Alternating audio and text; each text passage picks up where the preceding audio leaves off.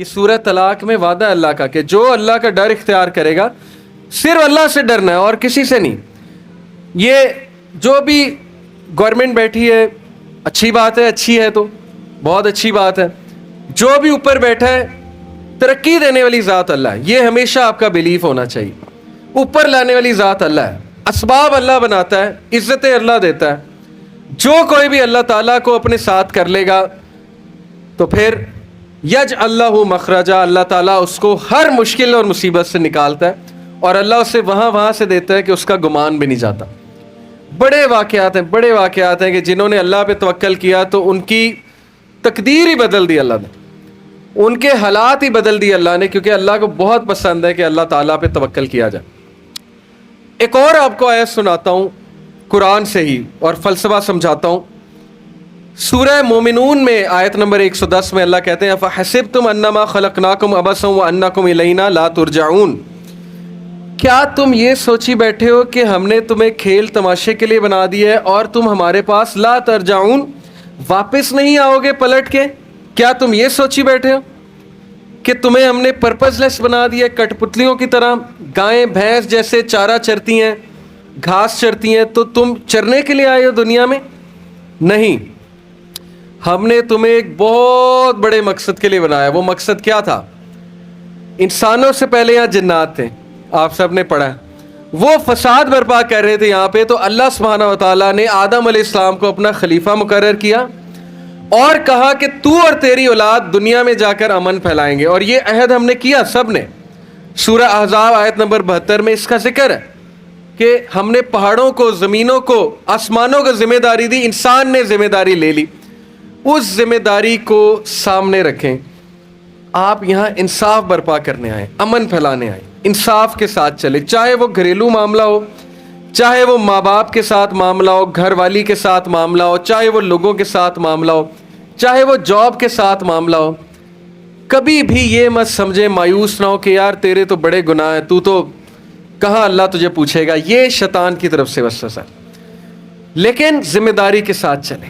اپنے آپ کو جب خود ٹھیک نہیں کریں گے اللہ تعالیٰ کی طرف سے مدد نہیں آئے گی. یہ میں نے آپ کو شروع میں اسی لیے یہ آیا آپ کو سنائی ہے کہ جو اللہ والے ہوتے ہیں تو پھر ان کے ساتھ اللہ ہو جاتا ہے اور پھر اللہ ان کی تقدیر بدلتا ہے, اس قوم کی تقدیر اللہ تعالیٰ بدلتا ہے. اور جب نوجوان آ جائے اللہ کی طرف تو پھر تو معجزات ہوتے ہیں. یہ ابھی تک کی میری بات کا جو ہے وہ کریکس یہ ہے. رسپانسبلٹی کی اگر بات کروں تو میں آپ کو یہ ایڈوائس دینا چاہتا ہوں کہ خلفائے راشدین کی سیرت پڑھ لیں. حضرت علی کرم اللہ وجہ, اس دن میں نے آپ کو 2 واقعات ان کے سنائے تھے. جتنا میں حضرت علی کے بارے میں پڑھتا ہوں میرا پیار ان سے اور بڑھتا ہے. اور میرا نام چونکہ علی ہے, محمد علی, تو یہ بڑا خوبصورت نام ہے محمد علی, تو میرا حضرت علی سے بہت محبت ہے. اور آن دی ادر ہینڈ وہ انسان جس کے بارے میں گورے بھی کہتے ہیں کہ اس کی انصاف کی مثال نہیں ہے, حضرت عمر بن الخطاب, ان کے بارے میں بھی کبھی پڑھیں. میں آپ کو ایک واقعہ حضرت عمر بن الخطاب کا سناتا ہوں کہ انصاف کا لیول چیک کریں ان کا, عمر بن الخطاب کا.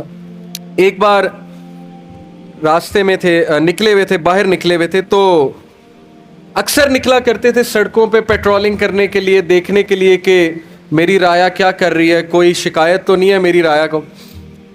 تو ایک بار واک کرتے کرتے ذرا آگے گئے, مدینہ کی حدود سے تھوڑا سا باہر نکلے اپنے غلام کے ساتھ, تو کیا دیکھتے ہیں کہ ایک ماں ٹینٹ میں, اس دور میں فیمن آیا ہوا تھا, کوئی قحط سالی تھی, تو دیکھتے ہیں کہ وہ ٹینٹ میں ماں اپنے بچوں کو دلاسا دے رہی ہے کہ بیٹا کھانا بن رہا ہے.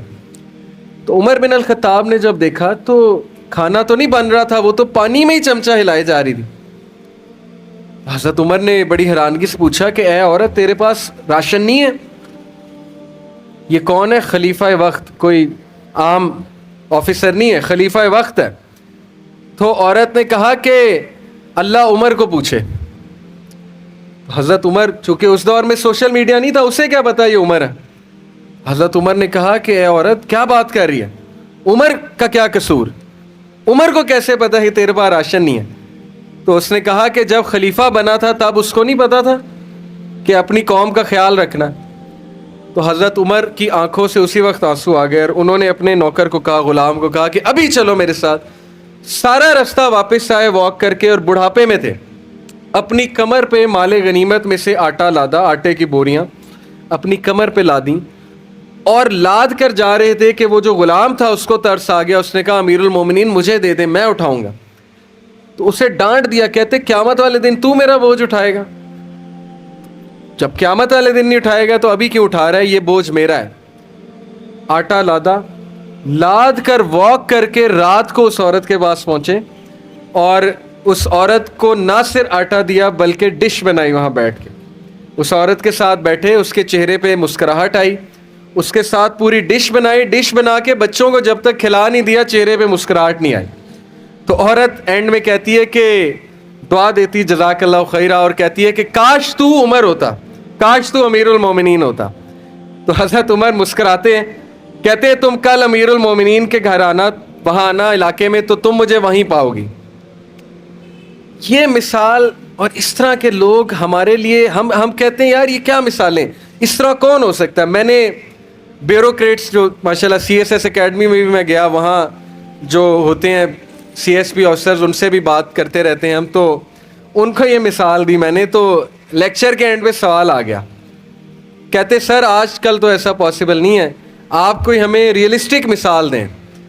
میں نے کہا کیا مطلب ریئلسٹک مثال میں یہ دوں کہ لوگ رشوت کھاتے ہیں اور تمہیں بھی کھانی چاہیے، یہ مثال دوں؟ میں مثال میں وہی دوں گا جو مسلمان کی مثال ہے، اور یہ لوگ تھے اور ایسے لوگ ہیں. یقین کریں ایسے لوگ ہیں.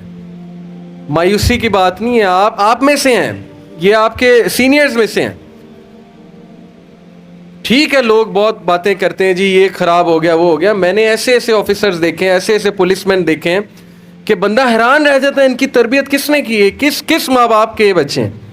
آج کل ایسے لوگ موجود ہیں، بالکل موجود ہیں، الحمدللہ موجود ہیں. لیکن یہ کہ ہم نے ان لوگوں کی تعداد بڑھانی ہے جو پبلک سرونٹ ہیں، صحیح میں پبلک سرونٹ ہیں، چودھری نہیں ہے. ہمارے ہاں انفارچونیٹلی افسر بننے کا مطلب ہے چودھری بن گئے. ٹھیک ہے اچھا لگتا ہے سب کو افسر بننا، اچھی بات ہے، لیکن الٹیمیٹلی ہم سب پبلک سرونٹ ہیں. پبلک سرونٹ کا کیا مطلب ہے؟ قوم کی خدمت کرنے والے. اور جب آپ نے فیصلہ کر لیا کہ آپ نے انشاءاللہ سروس جوائن کرنی ہے، اس میں آنا ہے، تو پھر سوچ سمجھ کے آئیں کہ اس کا تقاضا کیا ہے. میں نے ابھی ذمہ داری کی بات کی، اللہ کہتا ہے کہ تم کیا سمجھتے ہو ہماری طرف پلٹ کے واپس نہیں آؤ گے؟ باس پوچھے نہ پوچھے، افسر پوچھے نہ پوچھے، اللہ نے پوچھنا ہے کہ بھائی کیسے زندگی گزاری، کیا کیا ہے، تمہیں میں نے طاقت دی تھی اس کا کیا استعمال تم نے کیا. یہ ہے فلسفہ اصل میں جو آپ کو ساری عمر انشاءاللہ سالڈ رکھے گا. کیونکہ آپ افسر سے پہلے اللہ کو جواب دیں، آپ سب سے پہلے اپنے اللہ کو جواب دیں. تو یہ فلسفہ ہمیشہ آپ یاد رکھیں.